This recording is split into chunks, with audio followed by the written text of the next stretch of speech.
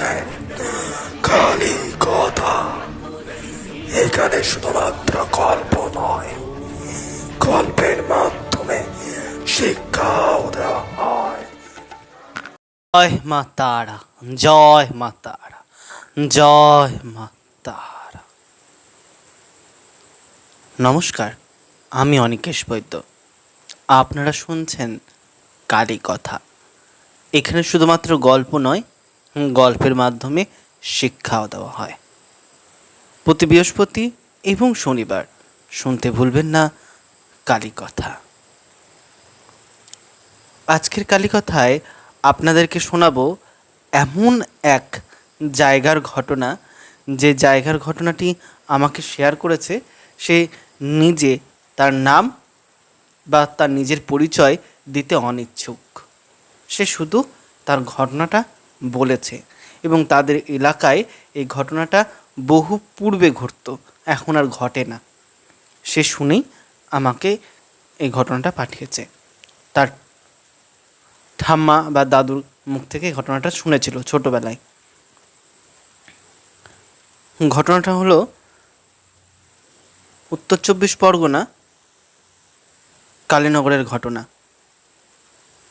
নাম স্বপ্নে দেখা মা দুর্গা। তো সে এও বলেছে সেখানে কিভাবে যাবে না যাবে, সেই জায়গায় যদি কেউ ঘুরতে যান তার জন্য সে বলেছে কিছু অ্যাড্রেস দিয়েছে। কিভাবে যাবেন?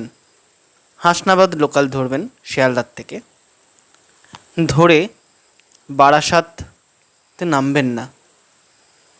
ওই স্টেশনটা পড়বে ঠিকই, কিন্তু শিয়ালদা ট্রেন ধরেই, শিয়ালদা থেকে হাসনাবাদ লোকাল ধরেই আপনি নামবেন ভাবতা, বসিরহাটের আগে পড়ে।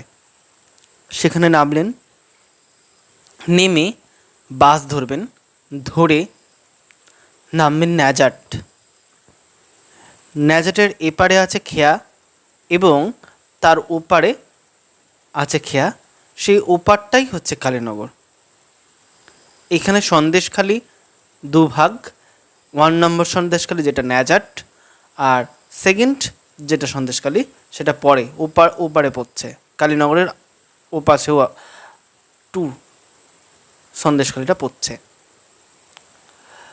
তো যাই হোক, আপনাদের অ্যাড্রেসটা দিয়ে দিলাম। এটা সুন্দরবন এলাকার মধ্যেও কিন্তু এটা পড়ে। তো যে ঘটনাটা বলতে চলেছি সে ঘটনাটা একজনের বাড়ির, মানে এটা অনেক পুরনো একটি ঘটনা। যখন যার বাড়ির ঘটনা, তার নাম, বর্তমান যিনি মালিক ওই বাড়ির, তার নাম হলো তপন সাহা। তো এই তপন সাহা একটি তার নিজের দোকান আছে এবং বাড়ির মধ্যেই দোকান আছে, এবং সেই বাড়িটা সামনেই হচ্ছে দুর্গা মন্দির, আর তার ঠিক অপোজিটে গেলে পরে পড়ছে বাগানটা। তার নামও হচ্ছে তপন সাহার বাগান, এবং এই দিকে যে মন্দিরটা সেটা তপন সাহার দুর্গা মন্দির, এই নামেই সবাই চেনে, আর ওটা সাহাপাড়া। তো এই যে মন্দিরটা, এই মন্দিরের যিনি মালিক তিনি বলছেন, ওই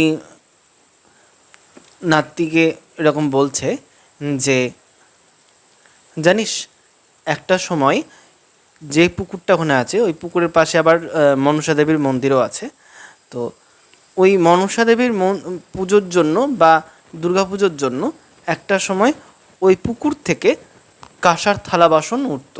তারপর সে বড় বড় কাঠের যে থালাগুলো হয় সেই থালাগুলোও নাকি উঠে ওই সিঁড়িতেই থাকতো।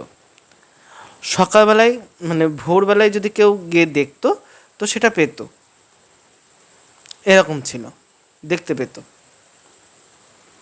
কিন্তু এমন নিয়ম ছিল যেন খুব সকালবেলায় কেউ যেন না যায়, কারণ ওই থালাগুলো যখন উঠতো তো তার সঙ্গে দেবীও আসতেন। ওখানে যে পুকুরটা আছে, শোনা গেছে ওই পুকুরের মাঝখানে আছে নাকি দেবী অন্নপূর্ণার মন্দির। অনেকে বলেন,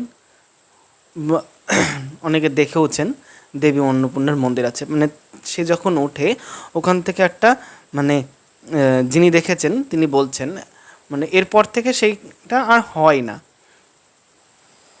তা বলছে কি হয় না, মানে এক ব্যক্তি দেখছেন যে কেউ একজন প্রদীপ নিয়ে মানে ওই অন্নপূর্ণা দেবীকে নিমন্ত্রণ করছেন আর কি। তো প্রদীপ নিয়ে সন্ধেবেলায় কেউ আসতো, এসে দেবীকে নিমন্ত্রণ করতো, দেবী কে নিমন্ত্রণ করে তারা চলে যেত। কিন্তু সেই প্রদীপটা আস্তে আস্তে নাকি ওই পুকুরের ঠিক মাঝখানে চলে যেত এবং সেটা ডুবে যেত। এরপর ওই যেই মানে যে জায়গাটার কথা বলছি যেখানে ডুবে যেত একদম মাঝখানে মাঝ বরাবর, তো সেখান থেকে একটা মহিলা উঠতো। সেটা একটা সোনার মানে নৌকা টাইপের, ছোট্ট সোনার নৌকা টাইপের। তো সেই নৌকাতে করে দেবী আসতেন, থালা বাসন সমস্ত কিছু নিয়ে আসতেন, দিয়ে সেই থালা বাসনগুলো সিঁড়িতে রেখে দিয়ে চলে যেতেন। এবং যিনি এই ঘটনাটা দেখেছেন সেটা দেখার পর থেকে আর ওইখানে থালা বাসন উঠতো না, এরকম হয়েছিল। তো বহু খোঁজ নেওয়ার পর জানা গেছে যে যিনি দেখেছেন তিনি কাউকে বলেননি, মানে ওই পুকুরের চারিপাশে তো বাড়িঘর ছিল, যিনি দেখেছেন তিনি আর কাউকে বলেনি। পরে গিয়ে যখন বলেন যে এরকম দেখেছি আমি, তারপরের থেকেই এরকম শুনছি যে তোমাদের নাকি থালা বাসন উঠছে না, এটা আমি দেখেছি।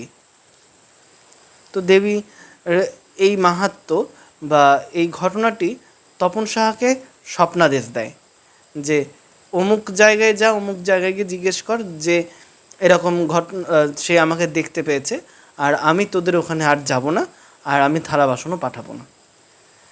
এমনও শোনা গেছে যদি ওই থালাতে এঁঠো লেগে থাকতো সে থালা নাকি নিত না।